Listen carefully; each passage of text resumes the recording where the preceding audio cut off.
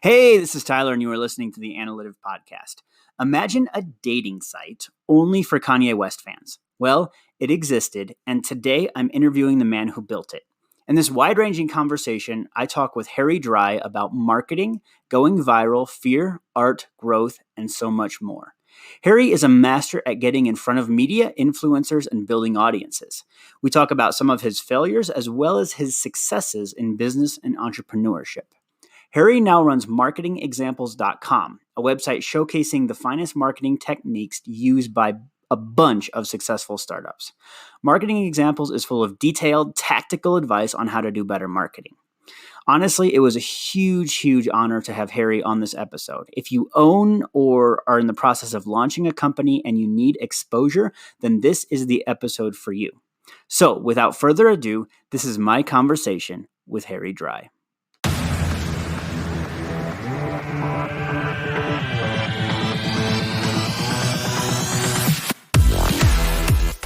Hey, Harry, thanks for coming on today. I'm super excited to have you on the Analytive podcast. It's really good to be here, Tyler. It's my first ever podcast. I'm really looking forward to it. Yeah, I'm excited. So I first discovered you when I learned about the Kanye story, which we're going to get into later in the episode. But you, just from reading that story, I can tell you have a background in marketing and development. So how did you sort of get into this world of marketing? It started back at university. So me and my friends, this guy called Sheehan, we didn't really like our degrees much. And I think it was second year, I was doing economics at university and couldn't get into it at all. So we started this little group called LVN. And it sounded like in our heads, it was this big thing, this big grand thing. And basically for a whole year, we did nothing with it. And we got, the idea of LVN was that it was like a guerrilla marketing group. We'd do these cool stunts, we'd get in the press, but for a year, absolutely nothing happened. So we got kind of, I guess, frustrated with just doing nothing for so long. And Sheehan came up with the idea, why not just let's both put £100 together and buy £200 worth of flowers. So we did. Exams had just finished. We had this huge order of flowers come to his bedroom. And we had to do something now. We couldn't put off like this guerrilla marketing group that we'd started any longer. Had all these flowers, roses, violets, and we came up with the idea in about 5 minutes, and the flowers are in our room. What we do is we'd go down to the bridge, this huge bridge in Durham University called Elva Bridge, the next morning, 5 a.m. And we'd lay out the flowers on this bridge in a circle. And in the middle, we had these, we printed out in huge letters, take a flower and say thank you. So the idea of this was that exams had finished and it was a chance for the students to thank the locals for, the coffees, the love, the support. And funnily enough, the flowers actually got swept away by the local dustman about 6 a.m.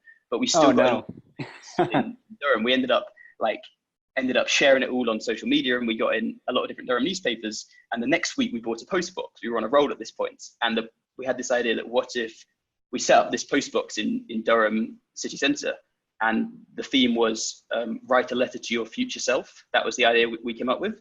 So over the course of the day, we had about 100, 200 people write these letters. They'd post them in the box, and then we'd post them back to them at the date they suggested.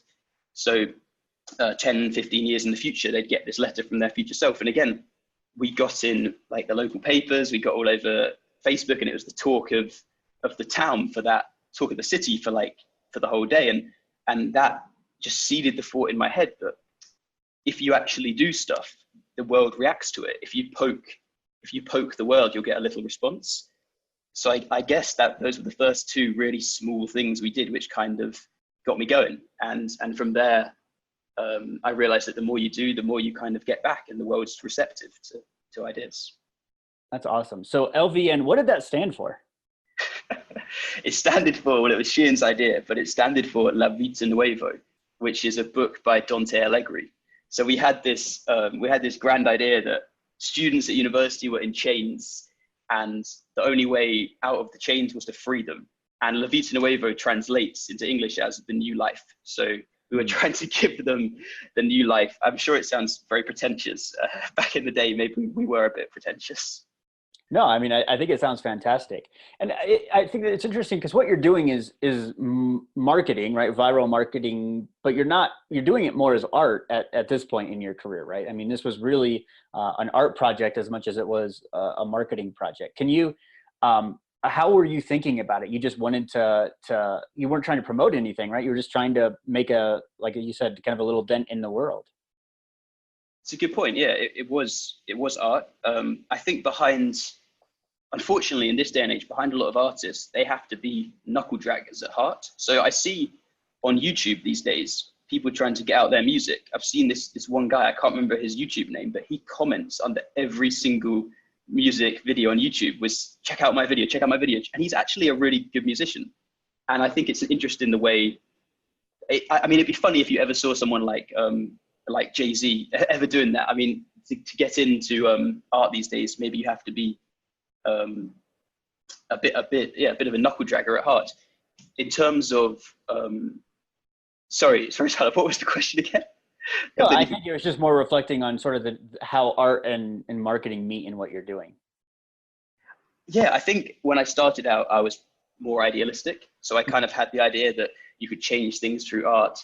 And then I think the transition was that when I left university, I realized that the real world, you have to get paid, you have to make money. Yeah. And I think that's when the art, I realized I could use the skills we picked up from how to twist projects into going viral into a business sphere and actually try and make money from them.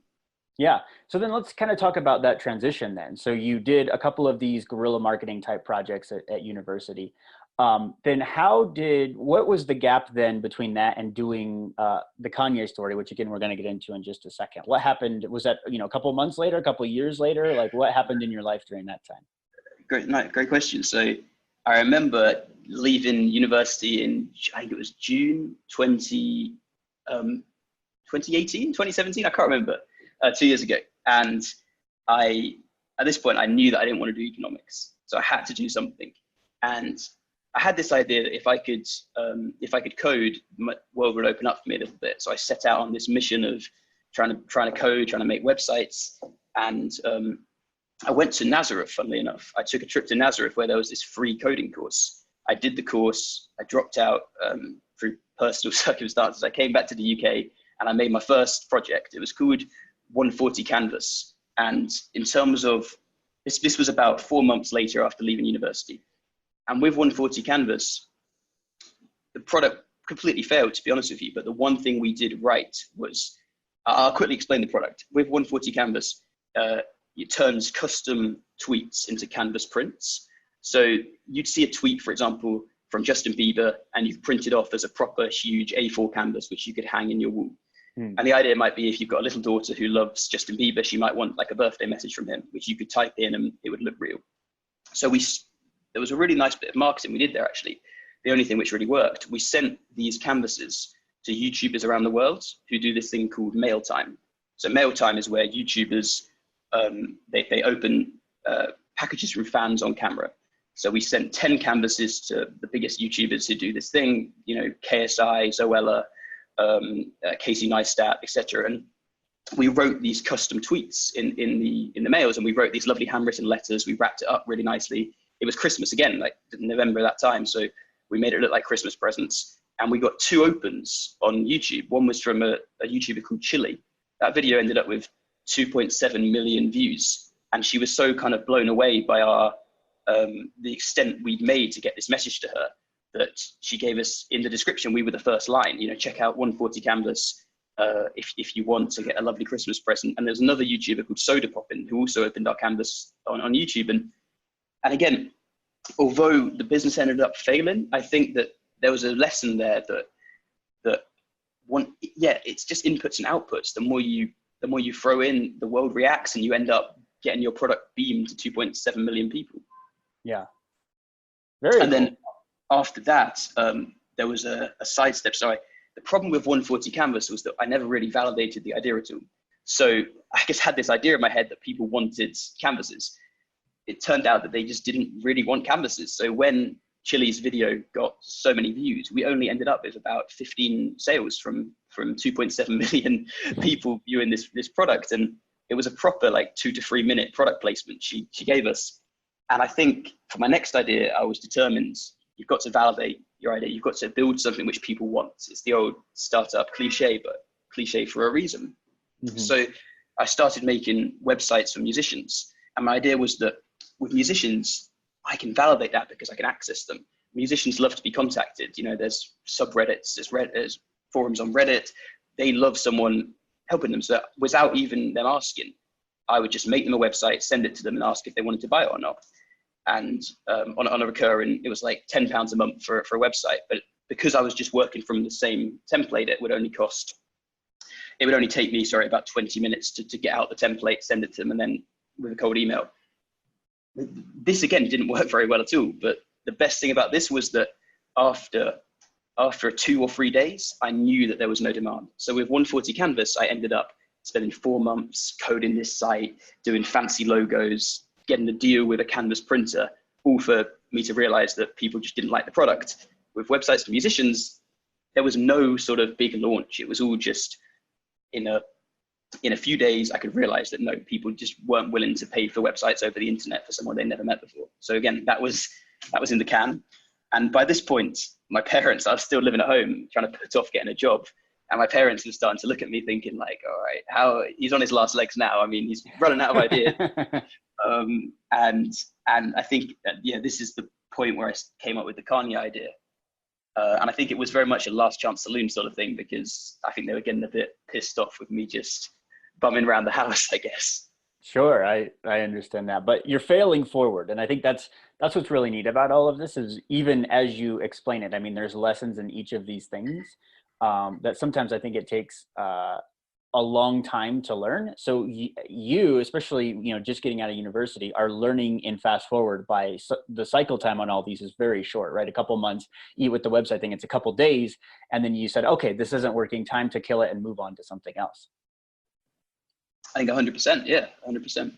For sure. So then for people who don't know about the Kanye story, so you built a website telling this whole story. It's I believe it's thekanyestory.com, right? Yeah. Yeah. But so then just start though. So somebody could go on there and look, but kind of tell the story about what it was and what was the idea, because you told it very well on the website, but I want you to sort of break it down a little bit for people who are not familiar with it. Awesome. Well, I would say don't go on the website. Listen to it here, because it's you'll hear it in, I don't know, me and Tyler, we hear it in real time here, and it'll be fun. So, all right, I was lying in bed. At this point, as I kind of said, I was a bit down on my luck. 2 projects in, still struggling to code, to be honest with you. And I really didn't want to end up in a suit doing an economics job. That was the thing I wanted to avoid. So I was lying in bed and I saw this tweet. I did that thing where everyone does. You just flick through your phone before you go to bed. Pretty bad habit. But I saw this Twitter moment trending, which was a dating site for Donald Trump fans.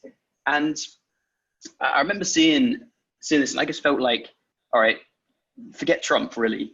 It's very smart, because Trump's got a huge audience. And all they're really doing is they're just piggybacking on this audience, the controversy of Donald Trump, and they're using it to create a dating site. So I remember springing out of bed at this point thinking, all right, this is a great idea. How could I twist it and apply it to my own, something of my own? So I started thinking, what about a dating site for Harry Potter fans? Or Brexit was a huge thing. It still is a huge thing in the UK. Like, what about a dating site for Brexit voters? They're just as controversial. And then I felt like, do something which you love. And I'm a huge Kanye West fan, one of my favorite people in the world. So I felt like Kanye was just as controversial, just as a trending topic as Donald Trump. Why not do that? So I bought the domain the same night of Yeezy Dating. But again, I felt like I didn't want to spend 6 months battering away trying to make this site, because chances are it would come to nothing. I mean, in startups, majority of stuff, I mean, the success rate is very low. The majority of stuff does come to nothing. So I felt like, how could I validate it? So I made, I think in the coming days, a few days later, I just made a really simple landing page saying, there's a dating site for Kanye West fans coming soon. Sign up now for early access. And underneath, I added the line, Taylor Swift fans are banned from this website, with a little snap. And And I posted it on Reddit and the Kanye subreddit, and it took off a bit there. It got 700 or so upvotes, and that left me with about 200 emails expressing interest. But for dating, that's not really going to get you too far. You need a bit more than 200 email addresses. So at this point, I started tracking down journalists. And if anyone's sort of interested in how this works, there's a great website called BuzzStream Discovery, where you type in literally any topic, and it will tell you the influencers in that sphere. So I typed in Kanye West, and it spits out a list of hundreds of journalists who write stories consistently about Kanye West. I think this is a huge benefit in targeting a niche, because journalists typically do not want to write about your startup. It's the last thing they want to do. They get inundated with requests. But in doing something so kind of odd, I guess, as topic of Kanye West, it catches them off guard. And I realized there are journalists out there whose job it pretty much is to write stories about Kanye West. So I was spoon feeding them this classic story. I mean, I remember a few months later, there's a story about the shoes. Kanye West wore some shoes to a wedding and it went viral.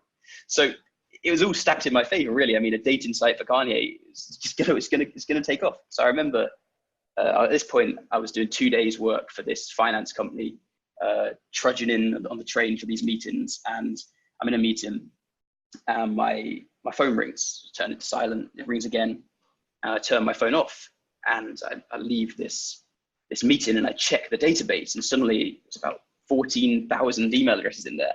Wow. I started freaking out, like, what's going on? I Googled Kanye West's name, and it's absolutely everywhere.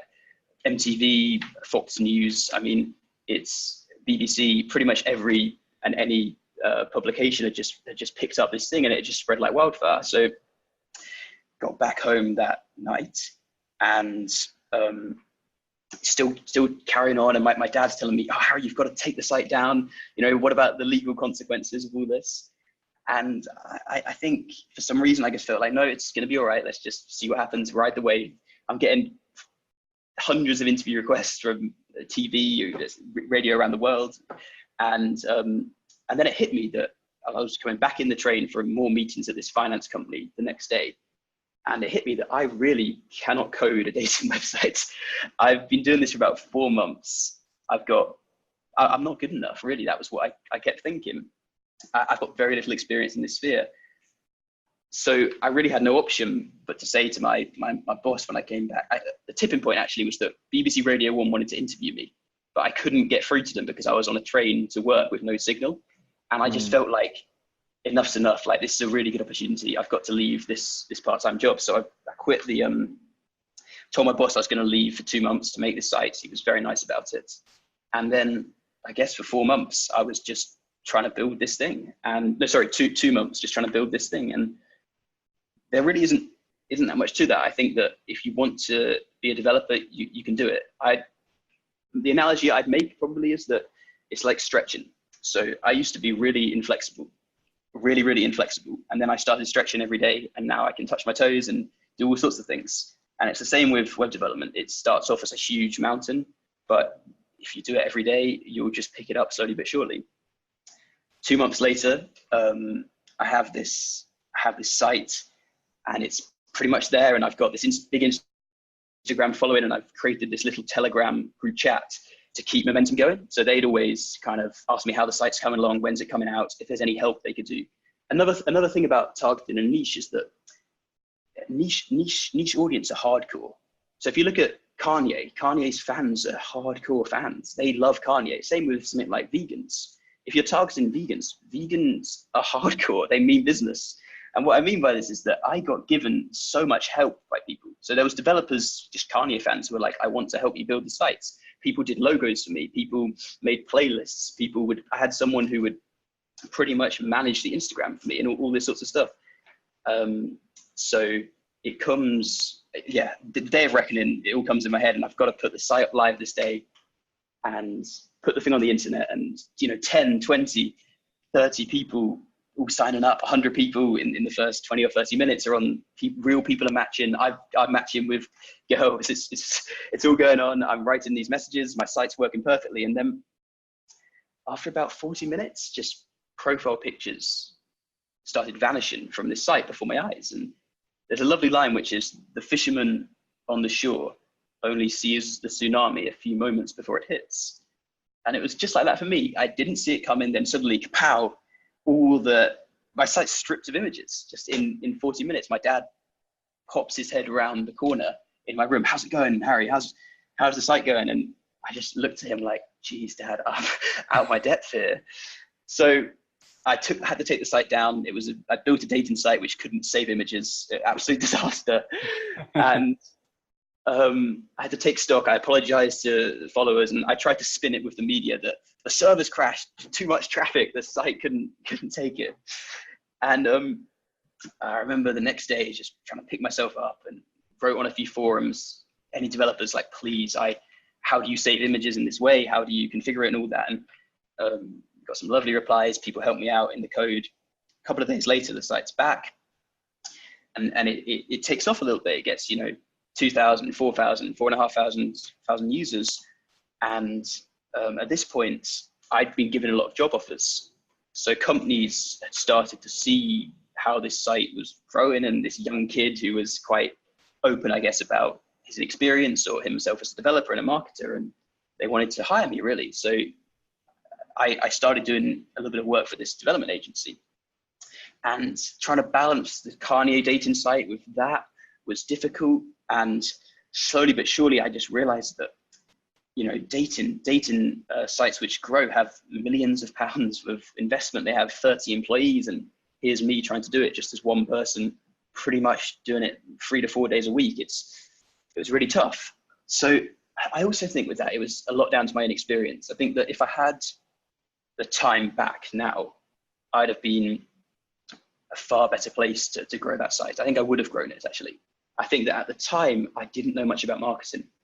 So I had this huge viral burst, and then I didn't know about, SEO, how to actually rank on Google, all the mistakes I made, how to build in referral networks, social sharing, really, really simple stuff. And the site started dwindling a little bit in numbers.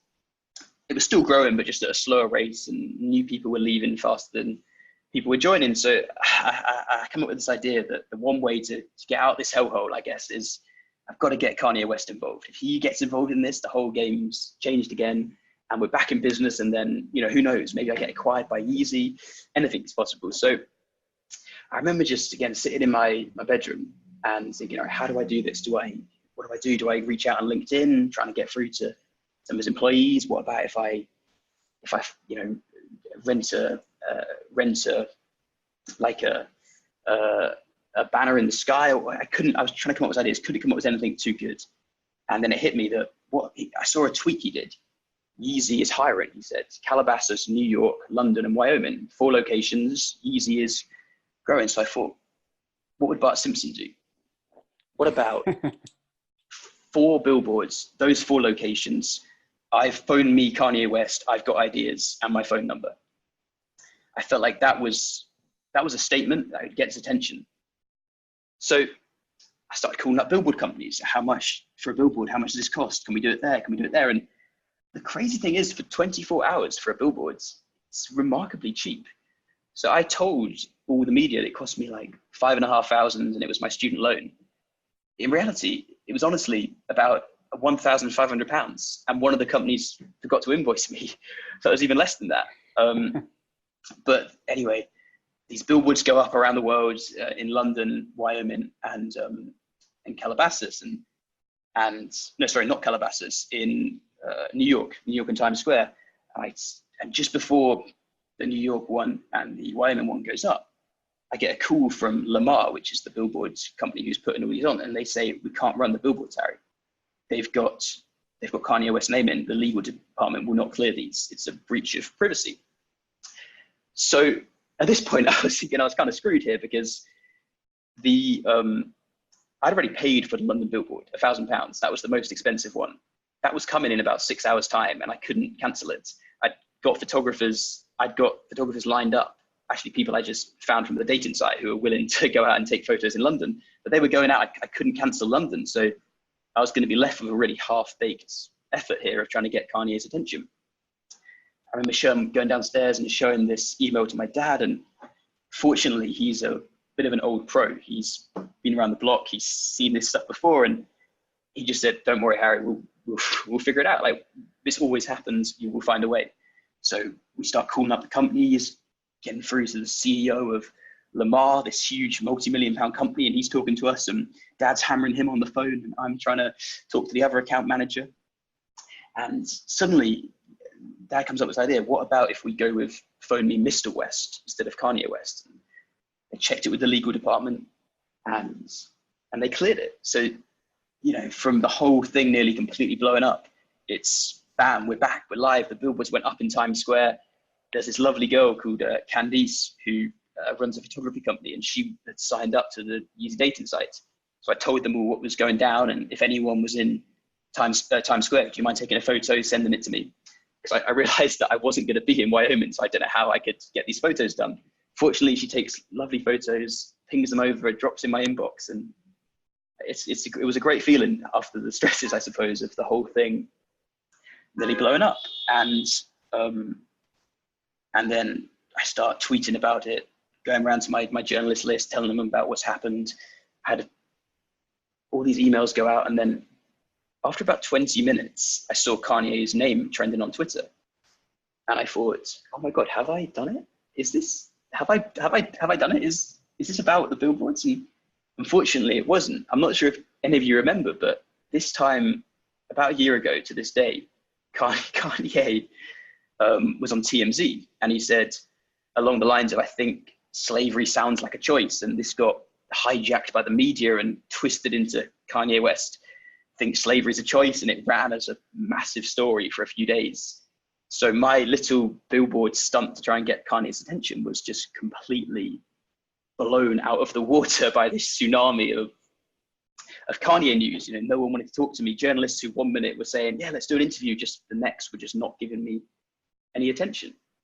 And I think it is what it is. At this point, I was thinking, I got really lucky with the dating site first time. This stuff happens, I've lost the money, it's not going to work, whatever. But then a couple of hours later, I was chatting with my dad, and we came up with this idea that just because the media don't run it, that doesn't really matter. All we're trying to do is just get a phone call from Kanye here. We felt like the media would be our way into him, that it would go so big that he couldn't avoid it. But no, we can still try. So we went onto Google Maps, and we typed in the name of Yeezy, his company, and we somehow, I think my dad located it somewhere in Calabasas in Los Angeles. We looked around, we scouted around, and there's no phone number for it. You couldn't get through to the company. But we found some companies nearby, and they did have phone numbers. So we just started calling them. And I think the first few times I called, people were like, "Get out of here. Like, what are you on about? This isn't business, go away." And then I started telling this young girl about the dating site, about the billboards, and how I really needed to speak to Kanye West.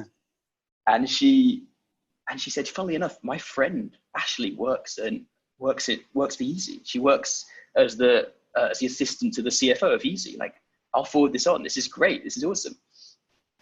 And it all died down for a few days. And a couple of days later, this email drops in my inbox. Funnily, it's from Ashley saying, "Hi Harry, I saw the dating site. I saw the billboards, and our CFO, the chief financial officer of Yeezy, essentially Kanye's right-hand man, wants to talk to you on the phone." And wow, at this point I was thinking, that's crazy. Like, I've done it. I don't know how, but we've got through despite not getting really that much press, or less press than perhaps we wanted. We've got through. And I spoke to this guy on the phone for about an hour, and he was a lovely, lovely guy. Took on board everything I had to say. And at the end of the call, he said, "Yeah, like, send me over your CV, send me over more about the dating site, and we'll stay connected." And got his email, so I sent this thing onto him. I made like a little CV up for him, showing him all the stats about the dating site, users, and why maybe Kanye should look at investing in it or buying it, or why easy dating could really be a big thing. And he just went really quiet for a few months. And I later found out why. The reason was, at this point, there was a huge reshuffle in Yeezy's department. So I sent this guy never replied after the phone call. And I always felt like, oh, maybe he just didn't really believe in me, or maybe. So I sent an email back to Ashley recently explaining the latest updates. We made a new app, and it's such and so forth. And she said, I'm really, really sorry, Ike, this guy Ike, never got back to you. There was a huge reshuffle at Yeezy, and lots of people lost their jobs. So lots of people left for some reason, some mysterious reason. I never got to the bottom of it. So essentially my two contacts at Yeezy were both ousted and new blood was brought in. But at the end of the day, it doesn't really matter that much. I think for me, this story was more about not being afraid. I think that so many people in business, in life, are just afraid of trying to do something. They're afraid of leaving their job. They're afraid of, asking out a girl. They're afraid of this, and it just holds you back and back and back, and afraid of doing stand-up comedy, afraid of whatever. And if you can just get over these little hurdles, the world's your oyster, I think. So looking at spending all that money on the billboards, I don't think I don't think that anyone in the world can just do that. You can't just spend several thousand on billboards and try and take over the internet and go viral. I think that starts when you're sitting around the dinner table with your parents, and one of them says something to you, questioning you or something, and you stand up for yourself, and the next minute you're at university slightly more confident, and someone stabs you behind the back, and you don't stab them behind the back, but instead you go and talk to them face to face, and the next thing you know, you've submitted an application to do stand-up comedy in a small club, and you get over that hurdle. And then the next thing is you've plucked up the courage to ask out this person, and it grows and it grows and snowballs, and next thing you're putting flowers out on Albert Bridge, and then you've bought a post box and you're in the Durham newspaper, and then suddenly something so grand as hiring 3 billboards around the world, just it's something was in your sphere. It feels comfortable for you. So that's the way I describe that. I think it was just something which kind of went wrong in a way, but opened doors, I suppose, which I never really thought would. I think I've probably missed off a lot, but I think that's more or less the story. Thank you for listening so patiently. Yeah, of course. I mean, so I have tons of questions. I mean, it's an amazing story. And I think one of the things that you said, I think that really brought my attention initially was, it sounds like, and I don't want to put words in your mouth, so let me know, but I think your parents at the beginning were a little skeptical, but then it sounds like as things started to move forward, your dad 100% got on your side and was in some ways your biggest ally, negotiating with the billboard companies. Like, I think not only did you have to conquer your fears, but by you conquering your fear, you sort of brought them along that journey with you. Probably, don't know anything about your parents, but doing things they normally wouldn't otherwise be doing. Yeah, so it's a really nice observation. And the one thing when people read the story on the internet, the most common comment I've got is that, wow, your dad's a legend. And I kind of took it for granted a little bit. When I first sat around the table with him, he was like, all right, Harry, what's your next idea? And I said, I'm going to try and make a dating site for Kanye fans. And he just thought, oh my God, here we go again, like get in the real world, son. And then it started just taking off a little bit. And then, he's a free thinker himself, and he jumped on it. And, there's one moment I'll never forget, which is that when we were talking to the billboard companies, he was pretending to be a BBC journalist. So he didn't want to say, I'm just this kid's dad chatting to you. It'd sound awful. So he said Jeremy Dry, BBC journalist. And that was his way in. It was kind of like, we're following this story, we're following this kid round, it's going to be huge news. And I think all that little pressure kind of mounted on Lamar, the billboard company, who ended up just caving in and saying, all right, you can do the damn stunt if you want to. And yeah. That's awesome. So if you kind of look at the story as a timeline, right? So you had the initial idea, you put up a landing page, and I think you said you reset your Instagram account to do Yeezy dating. And then you got your first sort of big viral pop from that, right? So how did you, and then you said it took you about 2 months to actually go from that to like, okay, now I have to sit down in front of a computer, do the hard yards of actually coding this thing, getting it to where it's ready to go. How did you keep in touch with followers? How did you keep up that momentum? Because a lot of times people go viral, it'll last for 72 hours, but they won't be able to capture any of that momentum to carry them forward. Again, great question. I think the first thing is recognizing a huge opportunity. So I think that a lot of people, in my opinion, throughout life, we're all in training camp. the canvases, the marketing site, sorry, the websites for musicians. It's just training for the moment which really matters. And for me, it looked like at the time this was a moment which mattered. When you see something which matters, you have to drop everything. So I had the courage, I guess, to just say to my boss at the time, I have to take 2 months off. So then I had freedom of time from that. In terms of staying connected, I saw this thing which Peter Levels, who's started this company called Nomad List, did. What he did was he also went viral with data about cities, crowdsourced data about cities around the world about 4 years ago. The first thing he did was he made a Slack group. So he's capturing interest. People start, he didn't have the project ready, the site wasn't ready, but people start flooding into this Slack group and he can keep them engaged. So I took that and I used something called Telegram, which is essentially like WhatsApp, if you haven't heard of it.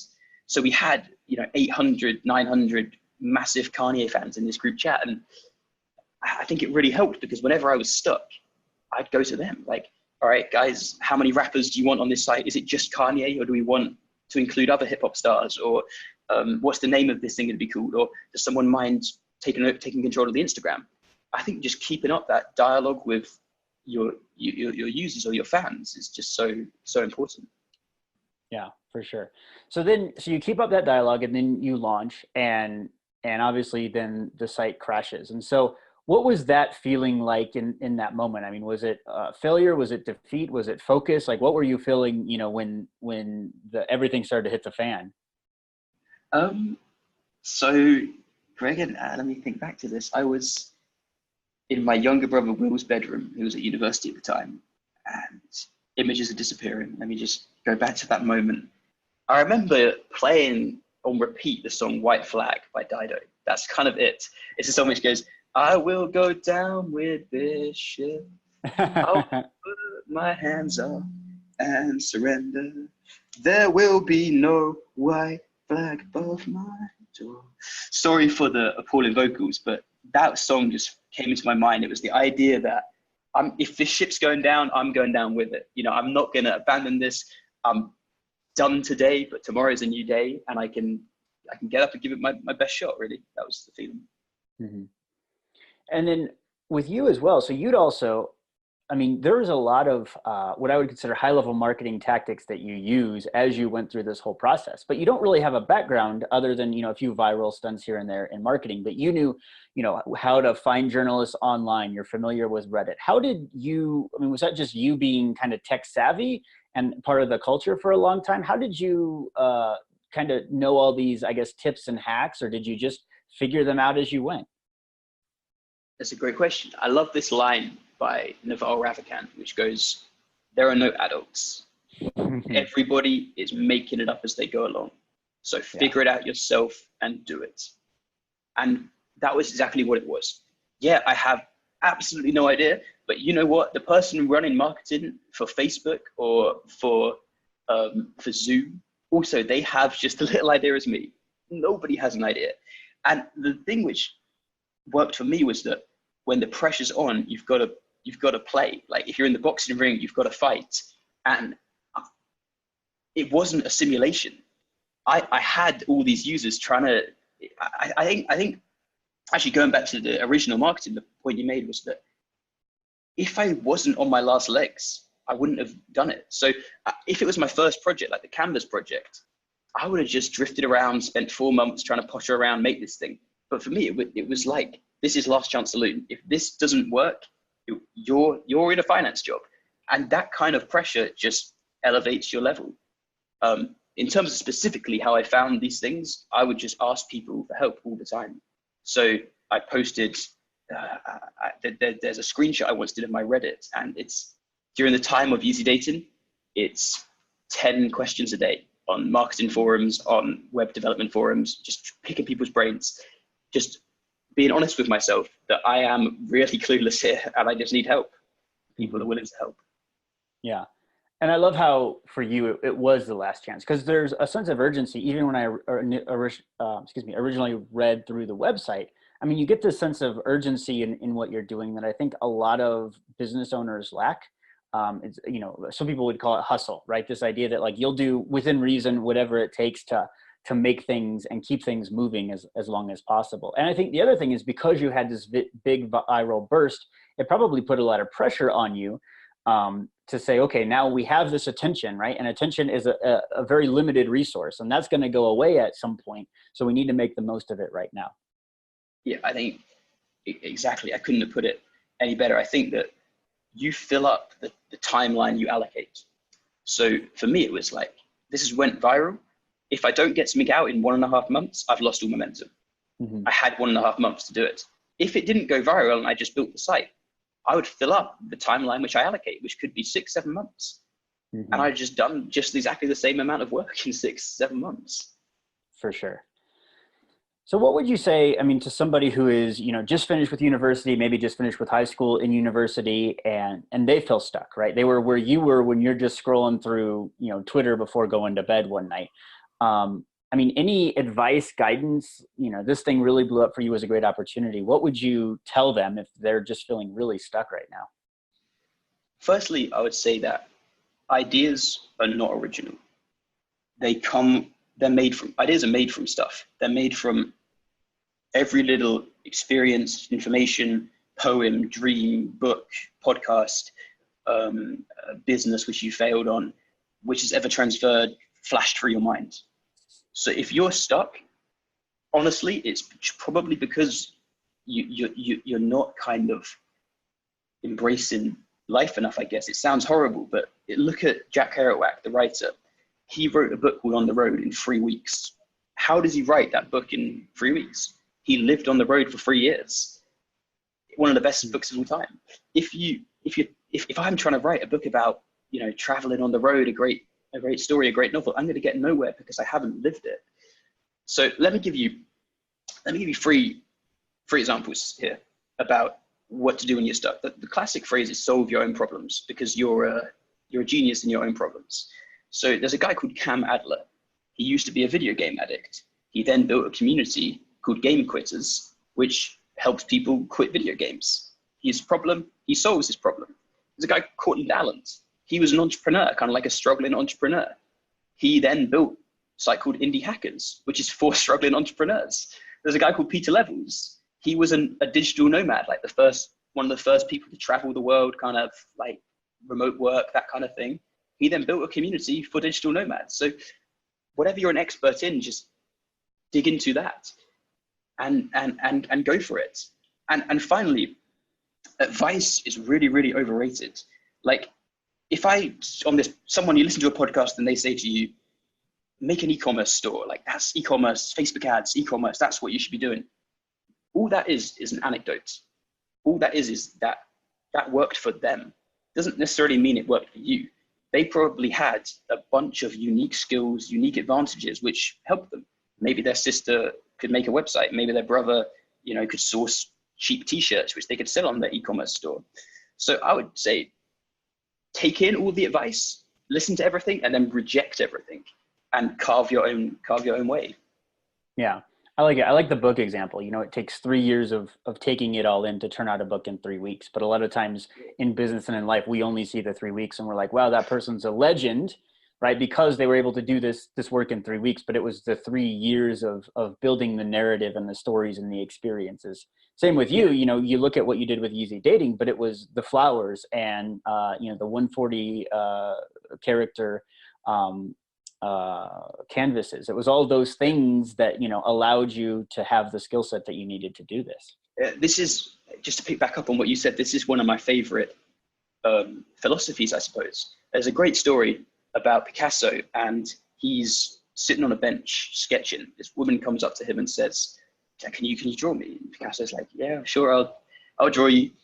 Gets out his pad. 5 minutes later, she has the most beautiful picture of her, and she says to Picasso, how much for the painting? And Picasso says, 1,000 lira, which equates to like a hell of a lot of money. And she says, what? It only took you 5 minutes. And Picasso says, no, madam, it took me my whole life. For sure. So then let's talk about kind of going back to the viral piece of it, right? So you have had a few things go viral or semi-viral, right? And that's a kind of a buzzword. But for somebody who's not in an industry where they're launching a Yeezy dating site or just trying to make art, but somebody who is maybe in a software as a service company, something like that, um, what would you say to them? I mean, is going viral even worth it? Is it worth it to get attention? And how would you suggest if you're not piggybacking off of something that's already going crazy in media right now? That's actually, I love the last sentence you added to that question. If you're not piggybacking, Right. because irony of viral is that so much of it is piggybacking. Hmm. Firstly, I would say if you're in the SaaS business, yes, you should still try and go viral. And here's the answer. Not because it's necessarily going to get you new users directly, but because what viral does, getting wrote about by BBC News, by Heise Nobiety, by MTV, etc., builds you up an amazing domain authority. So for Yeezy Dating, we had, it's really died down now because the site's actually offline. I have to stop maintaining it, but it had a great domain score at the time. And for SaaS companies, that's huge. So I would say, yeah, go viral, but not for the attention, not for the attention, purely for the domain authority. That's why I would try. In terms of without piggybacking, that makes life so much harder. Maybe the answer is piggybacking. So well, maybe the follow-up is, how do you do that? Yeah, so I'll give you an example. I currently do 2 days for this development agency called Crowdform. We kind of had the idea, how do we get our name out there? Well, we come up with this idea, and Boris Johnson in the United Kingdom is currently running for Prime Minister. He's a bit of a, people in the United Kingdom, a large percentage, not everyone, think he's a bit of a buffoon. It's kind of like a trending thing. Boris Johnson, he can't be Prime Minister. So we partnered with a group called Our Future, Our Choice, who are a campaign group petitioning for a people's vote on Brexit.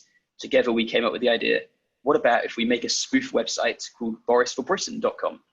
The idea would be that we kind of jump the gun. So before he says that he's running for Prime Minister, we launch this website as a joke campaign. And if I'm being honest, it's very, very tangential to Crowdform, the development agency. But the site takes off, they get some leads from it, and there you go. So I would say the most surefire way of going viral is to just take a topic like Donald Trump, Boris, a big topic, and perform some kind of movement there. In terms of other ways, I like to think, well, actually, one more thing there is that there's something I like to call viral hooks. So that's turning a sort of semi-viral idea into a viral idea.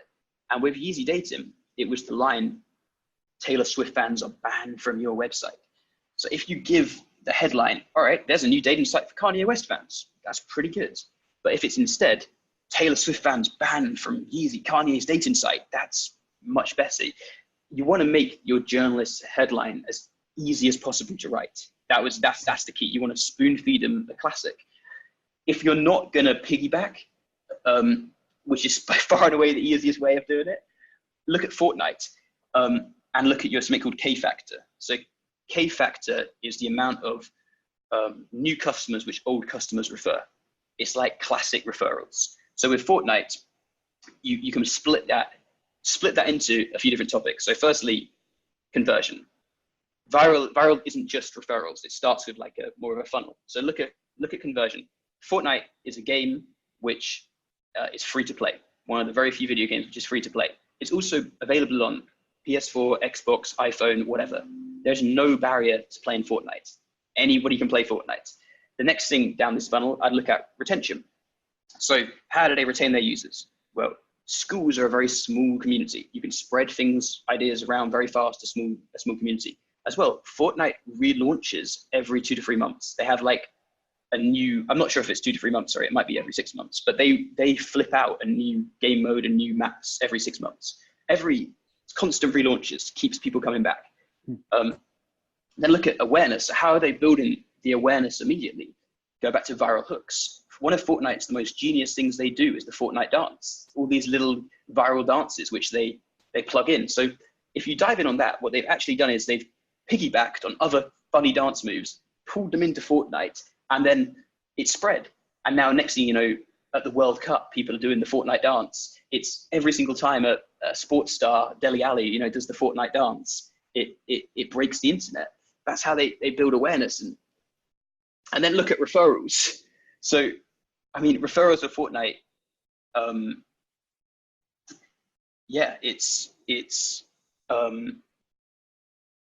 I guess when you're in a school, a small community, you add your friend, it's free to play, jump in, and that's another way of doing it. If you can nail your awareness, how something originally spreads, then conversion, retention, and referrals, I think something can spread. Also, I think there's no easy solution. I think that if you're looking at going viral, I would say start with a headline and then work backwards. So start with a headline which could go viral, and then work back into how you could do that. I don't think I've given the best answer to this question, to be honest. No, it's really, really good stuff. I like the examples you use with Fortnite, because Fortnite obviously has gone viral, but not viral in the way that maybe we think about it, where suddenly it gets all press coverage. But it's they've built those hooks like you talked about with the dances that cause it to be very sustainable. They have the new releases that bring people back. And then they have that K factor, right? That viral coefficient where people love it so much they've made the barrier to entry so low that new users are simply just inviting people like, hey, I have this new game. I have a good friend of mine. His son is 7 years old and loves Fortnite. I mean, I have 30-year-olds that I know that play it. Like it's just such. The product itself is very good, but they've built all of these hooks into it. I think you summarized that probably better than me. Just one thing to add would be another way without piggybacking. This is actually as good as piggybacking, is targeting a niche. Let me break this down. So in terms of going viral, you've got to get a few things right. You want press interest, you want influencer interest, and you want your audience to go crazy. So a niche pretty much ticks off all of those. So if you start with press, I alluded to this a little bit earlier, but press do not want to hear about your startup. But there's certain types of press, like there's people who write about vegan stuff. And if you've got a vegan product, they'll write about it. If you're right, if the Yeezy dating site was just a generic music dating site, music's too big a niche. Journalists get fed ideas all day about music. I mean, second thing is influencers. So if you're targeting a niche, influencers are 100 times easier to get in contact with. An example is for the Kanye site, because it's a small niche, you can figure out who the big players are pretty quickly. Obviously, Kanye being the main top at the top of the tree who I went for, but there's several people further down the Christmas tree, and there's a couple of Kanye West podcasts. One's called Watching the Throne, the podcast. So I just went to them, sent them an email. Here's the site. What do you guys think? And next thing I know, they're talking about it on their podcast. Another example is there's Kanye West Instagram pages, which are specifically for Kanye West. If the dating site was about music, it's not going to go anywhere because it's too general. You're not saving anyone's world there. So these Instagram pages start putting up pictures about easy dating. And then Reddit's another great watering hole where if I post a dating site for music on Reddit music, no one's interested. It's too general. But you post that on Reddit Kanye, and as I said, it was the top topic for a few days. Finally, the beauty of a niche and going viral is your audience. So in a niche, your audience is hardcore. They love Kanye West. They love vegan food. They love talking about it all the time. So they're the best people to spread stuff. That's why, any kind of like really, really specific niche product is 100 times easier to go viral. For example, let's say you get a text let's say a new dating site for music fans comes out, and you text it to a friend. You're never going to send a text to a friend saying, oh, you should sign up for this music site. But if you're a huge Kanye fan, then you're going to say, oh my God, there's a site for Kanye fans, jump on that. So piggyback in niche and look at your general funnel, I guess, would be my 3 kind of tips. Yeah. I really like the 3 groups of people that you talked about, right? Because a niche, you want the press, you want influencers, and then you want your audience. And I think if you have all 3 of those on your side, right? If you can find the press that specializes, the influencers that specialize, in the audience that loves that topic, and you do what you did, and you kind of put the bait out there in the right way. This is the first time I think for me, it's like, well, of course that makes sense. It's almost impossible not to go viral if you can get all 3 of those groups to really buy into what you're doing. Just one more really quick thing to bang on about viral, but I love this example of the boosted board. it's my favorite example of a product which just took off and went viral. If you haven't seen it, it's like the skateboard, but kind of like an electric skateboard by a company called Boosted Board. And Yeah, Casey Neistat, right? So 100%. So this is the influencer point. Casey Neistat is not going to endorse a generic skateboard. If you're really specific, a weird niche, like, oh, it's the Boosted Board, it's its own authentic thing, so much easier to get in contact with an influencer. I'm sure he gets sent dozens of skateboards during mail time all the time. He just ignores them. But there's one which comes in, oh, it's a new skateboard. There you go. And it's the similar thing with press as well, and press and audience. The fans of the Boosted Board love the Boosted Board. They won't stop banging on about it. For sure. That's awesome. So, Harry, then let's talk. So what are you up to now? So Yeezy Dating, you're not maintaining that anymore, kind of came and went, learned a lot. We heard that whole story, which was awesome. So what are you up to now? How do you spend your time now?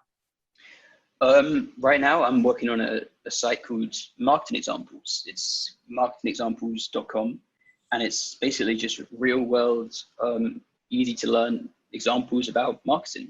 So you'd go on there, and let's say, you wanted to learn about SEO, or you wanted to learn about viral or whatever topic, you could filter and then read a bunch of real world marketing examples about those topics. And the reason why I think it was a really good idea for me was I love the phrase, I think it also might have been by Naval, which is build the product that only you can build.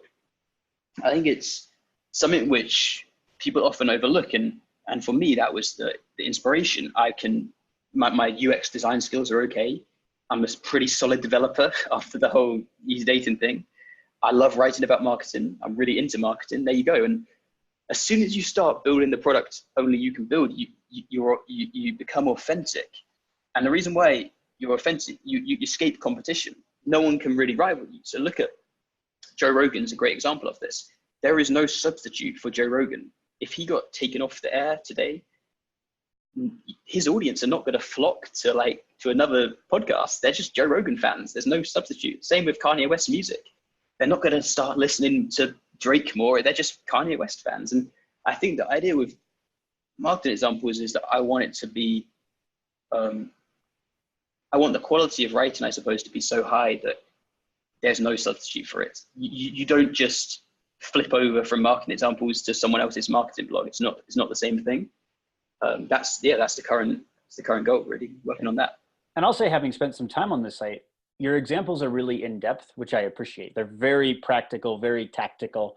Because a lot of marketing examples type sites, right, tend to be very generic. They're like, oh, look what so-and-so did. They have good SEO, and maybe they talk about some really generic things like title tags, but you really dig in. I saw the post that you did about long tail keyword research around weather in particular months, right? And how one company, by adding the month, right? So weather in January in this particular area, they were able to generate hundreds of thousands of visits. Like, again, very, very just practical, hands-on things. So I appreciate that. It means a lot coming from you, Tyler. I think the question to ask yourself if you're at home is, what are my unique talents? What can I make that no one else in the world can, even if they tried, even if they had money? And that's kind of what I came up with. And if you're struggling entrepreneur, what can you make that no one else in the world can make? And if you do that, you'll be absolutely fine. I wouldn't follow the money. I wouldn't follow what other people are doing. Just to hone your niche and do that. For sure. So then if someone wants to connect with you online, in addition to marketingexamples.com, where else can they connect with you, Harry? Thanks a lot for the opportunity. I think Twitter's good. I'm at Harry Dry on Twitter. I also have Harry at marketingexamples.com, and I try to reply to every email because I'm still very small, trying to learn from people along the way. So yeah, if you feel free to get in touch, and I'd love to talk about anything, really. Cool. Well, Harry, thanks a ton for coming on the podcast. This has been just incredibly valuable. Genuinely a real pleasure. Thank you so much for the opportunity. And good night, America. Have a good day.